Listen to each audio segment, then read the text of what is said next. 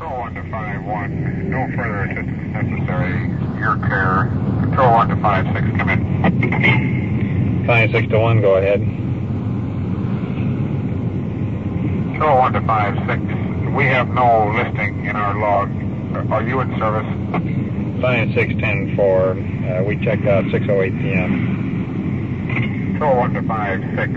10-4. Unit 5-6 in service on the night watch. This is Don Reed, a police recorder. And right now you're riding in Detective Unit 5-6. And that was Sergeant Ron Perkins just checking us in on the night watch. You're coming along with us tonight, and as you do, remember the people you hear are not actors. This is it. This is real. This is Night Watch.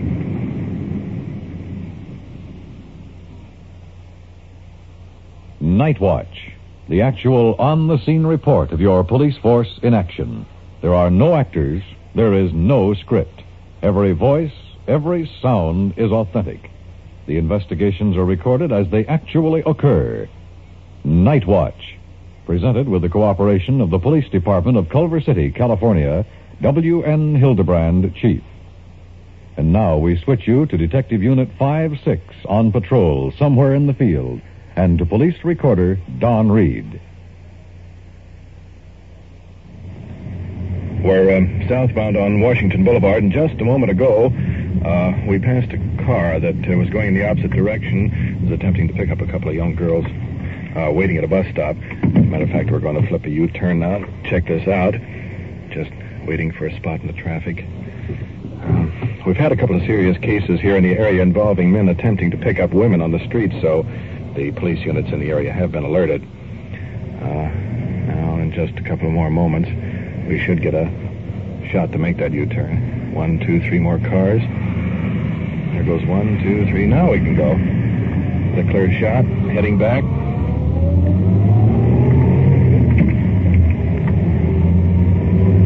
And looking directly ahead, the two girls are getting into the car. Sort of looks like a pickup. Anyway, we'll pull up alongside and make sure that everything's okay. At the moment, we're sort of slowed down now and caught in some more traffic here. Trying to keep an eye on that car ahead. One male occupant is raising up in the seat. Apparently, we've been spotted for a police unit. Now they've cut off their lights and they're swerving into a side street. In fact, the fact that they turned their lights off and ducked down a side street indicates they probably have something to hide. There goes off our lights. Running in the dark. That could be their car off there on the left-hand side. Has the same bright type of finish. Now there goes on our spotlight. Shining into the car. 2 male occupants. 1 girl in the back seat. Let's have a look. Drivers getting out of the car. Police officers, fella. How come you tried to duck from us? Well, I didn't duck off when I spotted you. I ducked off the park here and talked for a little while. Real quick turn like that, leaving rubber? Well, I didn't see I was halfway past the street. And you knew you were the police, though? Oh, yeah, I knew you were the police when you first pulled up. I mean, I have nothing to be hide. How old are you? 17. 17. You didn't pick up for anything? About 2-3 years ago. For what? Crashing parties. And... What are the girls' names? I don't know. I don't remember their names. You want to draw the attentions of a police officer fast, do just what you did. Well, I wasn't trying to draw the attentions of you.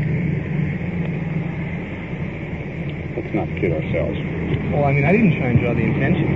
All right, what did you stop here for? To talk for a few minutes. Man, you got a lot to learn. A lot. Moving over to our radio unit for a moment. 5-6 to 1, do you have a juvenile unit available? Control 1 to 5-6-10-4. Do you want a juvenile unit to meet you? 10-4, location Denton, 1 block south of Jefferson. Control 1 to 5-6, stand by 52J, meet unit 56. Oh, we just put in a call for a juvenile unit to meet us. They'll be along in just a few moments. Let's move over to the other car now and talk to the young girls picked up a few moments ago. Here they are, both young, pretty, nervous, crouched in the back seat. How old are you? 16. How old are you? 16. You know either one of the boys? No. You just get in the car with two strange boys? Have you ever been to the county morgue? Have you ever seen what happens to girls when they get picked up by strangers? No. You're taking an awful chance. Now, you both look like pretty nice girls. I'd hate to go down here and find you in a vacant lot. Where were you going? Home. And you let these fellows talk you into getting in the car? Yes. I think you're very foolish.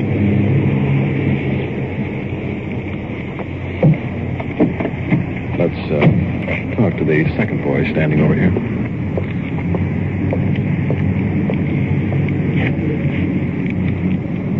You ever been arrested? No. Nothing at all? No. I'm on a record check. I'm not going to find anything, huh? Nothing. If I run a record check and find something, then you're going to jail. I ain't got no record. Hey, I'm just telling you, just giving you a fair warning. Archie, you want to keep your eye on him? We're going to check the car out. Over to the car. The girl still huddled in the back seat. Just a bit frightened at the moment. Throwing the light around. There's an empty beer can, a couple of old coats, a pair of greasy gloves. Hey, check this. Lead pipe about 18 inches long. There it is. One end. And very conveniently placed right next to the driver's seat. Let's go talk to him. A pretty dangerous weapon. That's been in there for so many months. It's come with the car and I never just decided What to is pick it? him up. You got me what it is. You carry it in a very handy position, right? This is what we consider a deadly weapon. Carrying of it is illegal. Oh, I mean, Jesus, it's just a bar. I mean, That's right, it's just a bar. You have no reason to carry it. It's nothing in no part of your That's car. right. I don't have no reason to carry it, but I mean, That's right. I had all sorts of stuff in the trunk. This is what you had in the trunk, and this is what you had right alongside the driver's Yeah, I seat. know. An iron I bar know. makes a heck of a good deadly weapon. Two girls leaning out of the window. Eyes glued on this piece of pipe. You ever been hit over the head with an iron bar? No. It's a good deadly weapon. Hurts. Whatever he wanted, if he didn't want to give it to him, well, he probably would have taken it by force. I'm going to see if the juvenile car is having trouble finding us. Right. Well, how do you girls feel about it now? Scared? Cold? No. Do you always shake when you're not cold? No, just when I'm scared. There's nothing to be scared of now. The juvenile car just moved in here. Let's get over there. Jim, you want to take these fellows on in and run a record check on them? If they check out okay while I make some FI cards. And, by the way, take this pipe in with you. They won't need it anymore. Let's get in the car, fellas. That FI card, referred to, means field interrogation card. It's held in file for reference in case the two subjects are not formally booked. Let's get back to our girls again. I suggest you girls get in the police car and we'll run you on home. Will you? Okay? Thanks a lot. All right? I would have put the right out. The two very pretty youngsters are going to ride in the back seat with us. So next stop, home.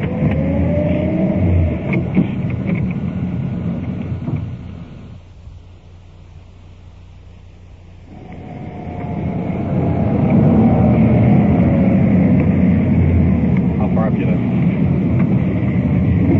Where that light is there on the side of the street.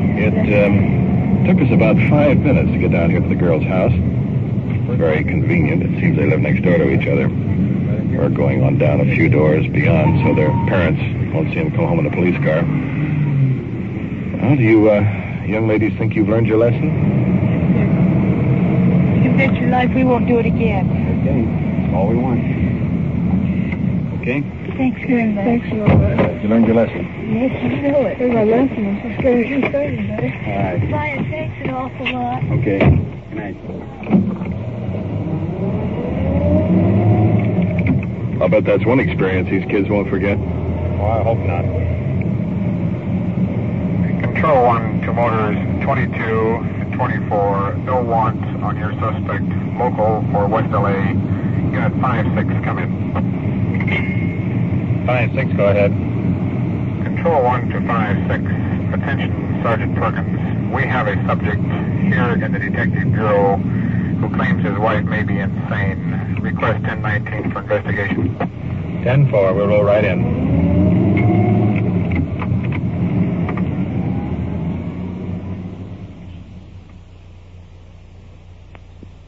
You are listening to Night Watch and following the activities of Detective Unit 5-6 on its tour of duty. Remember, the people and sounds you are hearing are real, and the investigations are recorded in the field as they actually occur. We'll bring you the final results of tonight's action at the conclusion of Night Watch. And now we switch you back to police headquarters where the crew of Detective Unit 5-6 is conducting an investigation, and police recorder Don Reed. I also went to General Hospital to see if you have it permitted there. I did that 2 years ago.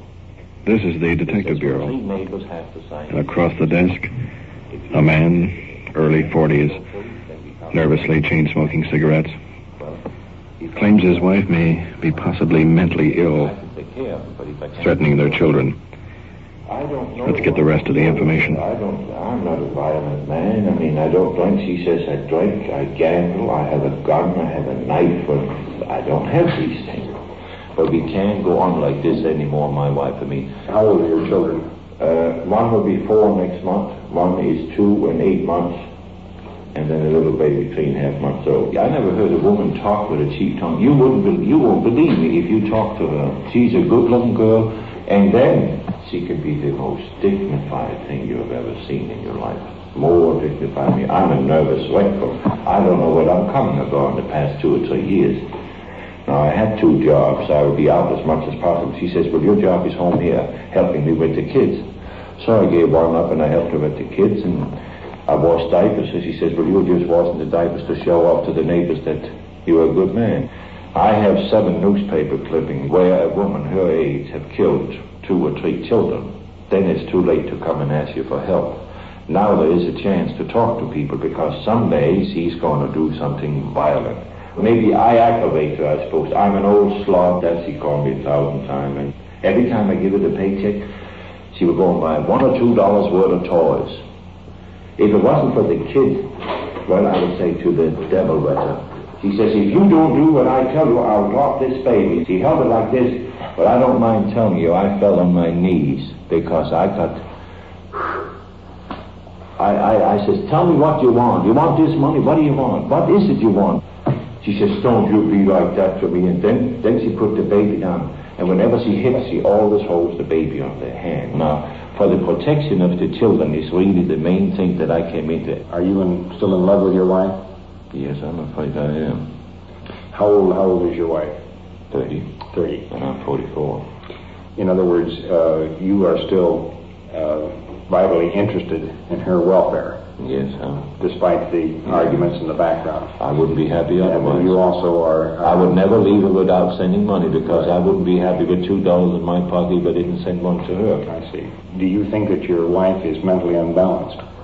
That is a question that is mighty hard. I think she is at times. Have you ever discussed that with her at all? Yes, she says it's me that is insane. Have you ever asked her if she would be willing to talk to a psychiatrist or a doctor? What did she say? She says I should go. I says I will go. I'll go first. And however, nobody would know what she is like. I couldn't describe it to you. You wouldn't believe it, how violent, how I don't know. Let's recap it just a little bit so that we know exactly what the story is. We're not interested in the past too much because it's a civil nature. We're interested right now in the welfare and safety of both you, your wife, and the children. Well, that's good. And we want to be sure that nothing happens to any one of you. So right now, as I understand it, your problem is that you had an argument with your wife tonight and you left the house in order to prevent any... Well, she was in bed. She didn't get up. Right. She says, you go and sleep somewhere else. I says, okay, I will. But anyway, what I'm driving at, you did leave. Yeah. And she said she would call the police. That's why I came. Now, I thought you thought it was best to come down and explain the situation to us because you feel that she's going to call us and possibly complain against you. Yeah. See, if I could sit down and talk to her, but you can't do that either. She would not sit down. She said, here's what I thought we would do. We will go down and talk to her. That's good. And she will give you a different story. We'll have her story. Yeah. And the part of the divorce or you're living together, that is strictly between the two of you in a civil case. Your own attorneys will have to handle that part of it. Yeah. But as far as the children are concerned or the possibility of any violence, that's where we will step in and help in any way we can. Well, that's all right with me. So if it's agreeable to you, we'll go down and have a talk with her. Good. And then we'll contact you a little later on, and we can tell you what she had to say, and we can see if we can't work it out to some type of satisfaction to all of the concerned. It's funny how things can change. In New York City, I never needed money, and of course, they say money. It isn't always that the place up at home for me. Well, but something that side of the story pretty much speaks for itself. Now we'll move out to our radio car and check into the home and get the wife's side of the picture. The gentleman will wait back here at the station for us. And oddly enough, there's no way to anticipate what type of reception we'll get. I've seen some that should be violent and turned out to be nothing. And then there's others that should be nothing and turned out to be quite a hassle. Well, we'll know very shortly.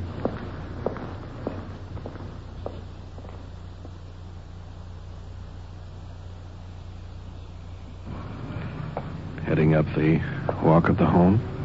It's a small English-type cottage. Rose-covered fence along the side. This little dog following us, keeping at a safe distance. He's making an awful lot of noise for a little fella. Talk to us. Thanks. Open the door for this. Sure, that's okay. Come alone here. This is Don Reed and Officer Ward. Oh. Hello. How are you? Come in, will you? Modestly furnished. A tiny baby asleep on the divan. Problems and troubles you're having here with your husband. Oh, I have quite a lot. Can you tell us what this is all about? We've talked to your husband, and now we'd like to talk to you. Well, frankly, we have always had trouble from the beginning of our marriage. And as one child after another came along, there's been more troubles. I frankly say I've never met anybody quite so mean as he has been to me and to the children. We'd like to ask a little bit about what happened. Your husband came to the station, and I understand that you'd had an argument. We had a terrible argument. I'm busy all day, and I haven't had a good night's sleep for many months. He's been doing this for night after night, and he gets up and makes a noise, and we all, my children are in the bedroom there, and just dance around here, and because I get mad too. I admit that. I can't help it. I just got to get some sleep at night. Was there any violence? Did he strike you, or did you Yes, strike he him? always gets hold of me, and he shakes his fist in front of my face, which frightens me. Did he ever actually strike you? Yes, he has struck me many times, but he hasn't lately, so... Have you struck him? No, I've thrown things. You've thrown things? Yes, I couldn't get hold of him to strike him. He has hurled so many insults at me that I just don't care much more now, but I do expect a little respect. Of course, as far as your marriage is concerned, that is a civil matter. Oh, the yes, thing that I we're know. interested in is that neither you get hurt, or your husband, or your children. That's what I want. And now he told us that when we came down to talk to you, to ask you what you wanted, and he would be willing to go by. I want a fair deal, like any wife does. May I ask you a personal question that Yes, I asked him? certainly. Are you in love with your husband? Yes, I am. Well, now, he said the same thing about you. Oh. maybe we've got something we can work on that. Well, it sounds ridiculous. I mean, there's always quarrels in a home, especially when there's a new baby. But I have 3 lovely children, and my husband has no respect for me. And without that, a marriage cannot live. I can't have respect for him because he treads all over me. And if I was a woman with money, he would treat me a lot differently. But this business, he doesn't like to give me any money at all for my own little personal needs. But still, this business of asking him for $1 or so, it's just what it shouldn't be in a marriage. I've told him he should leave he has a right to leave some money in the house at all times, and he doesn't agree on that. He says it's safe with me. Well, how about the children? Are they being affected by all this? I'd say the boy is, definitely. How old is the boy? He's nearly 4. He's getting older, and he realizes it.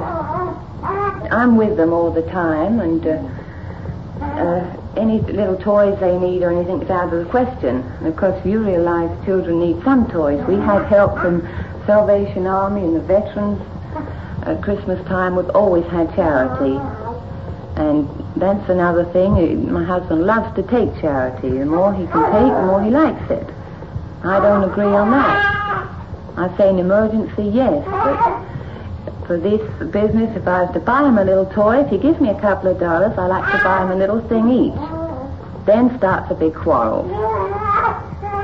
So I don't exactly know who could help us that way. I mean, thousands of homes have that same trouble. I think one of the first things, if you're sincere in trying to patch things up and make a workable... He says I'm useless.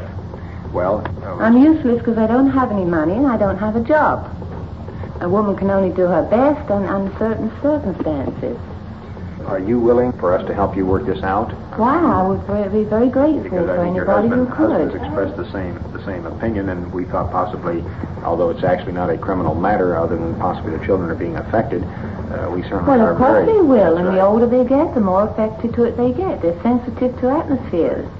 I mean, it's not just the idea of having, you can ask me, there's probably thousands of women in this country. You ask, it's the idea of having $1 in your pocket, whether you spend it or not. And nobody likes to walk around without anything in their pocket. Is your husband working now? Yes, he doesn't earn very much. He's worked at job after job, I think, because for his age, he's in the 40s, it's rather awkward if a man doesn't have a steady career. I mean, it's just he can't seem to get into a really good job. You're not working, are you? No, I would gladly go to work, but I don't intend to work to keep him. Mm-hmm. Well, I'll tell you, I'd like to go back and talk to your husband. In the meantime, what we're most anxious is that you don't get hurt and that he isn't hurt and that the children aren't hurt. No, well, I think it's best if we welfare. keep on a state of politeness, of civility to each other. I can't stand it. I mean, and he can't. Okay. Nobody can stand constant bickering. Would you want him to come back and to the home tonight? I don't mind a bit. This is his home. He says nothing here is mine, but I say it equally belongs to both of us. Well, I'll tell you, we'll go up and talk to your husband and explain what you told us, and see if we can't smooth relations a little bit. And then in the next few days, you care to come on down, both of you, and we'll talk the whole thing over. Well, that's very nice of you. This is an unexpected visit. Well, we're anxious to help you if we possibly can. That's why we came down to see you. Well, that's awfully nice. It's just a point, if a man is going to look down on a woman, there's nothing to work on there. Well, we'll see what we can do. Maybe we can work the whole thing out. Right. Well, it's nice to talk to you, gentlemen. Thank you. And forgive me for not letting you in at once. That's perfectly all right. Good night. Good night.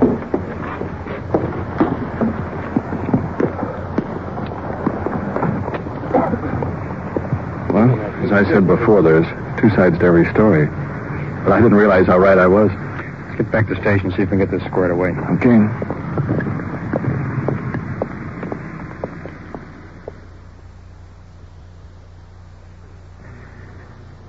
We've been back here to headquarters for better than an hour. And just a moment ago, we finished playing the recording of the wife's statements made in the house. The husband, sitting in front of me, hung on to every word she said, sort of ran the gamut of emotions, as it were. Let's see how he feels about the situation now. I think that's marvelous. I mean, isn't it amazing? When I sit and listen to this statement, I wish I knew a way that I could be better. If it's all my fault, I want to learn. Well, now, can I give you some suggestions? Yeah, you sure can. You heard the tape recording of your wife. Yeah. You told me that you loved her. All right. You heard the tape recording, and she said that she loved you. Now, you've got three very nice children. Yeah. And that is one of the most important things to remember. Right. Now, she has agreed to come in here and talk to the juvenile authorities. Good. And we would like to have both of you come in this week. And we can give you some recommendations as to who to see. Yeah. And possibly the fact that you both love each other, and you both are interested in your children, that this thing can work out. I think it can. Yeah. So, shall I? Now, she said that she would like to have you go home there tonight. Yeah. Well, I think you gentlemen ought to be blessed for that, because you have given your time where you didn't have to give it, and I certainly appreciate it, Sergeant Perkins, and you, Mr. Don Lee, because someday, I don't know if you've ever been through anything like this, it really kills a man. What you have just heard is real. The investigation was recorded as it actually occurred. And now, back to police headquarters and Chief W.N. Hildebrand. Tonight's first case of the two boys picking up girls on the street resulted in their being brought into the station for questioning because of the deadly weapon found in their car. Both boys were cited into juvenile hearing and placed on probation for a period of 6 months. In the final case of the man who requested an investigation of his home conditions, after listening to the recorded statement of his wife, I am advised a reconciliation took place. In the normal conception of police work, to many this case may seem unimportant. To this man, who had no one to turn to, this was a key moment in his life. However, this type of police work done by your law enforcement officers is seldom related or publicized in the newspapers, like the long hours of stakeouts that fail to materialize, the miles of legwork for a single clue. These are a few of the many problems seldom realized by the average citizen.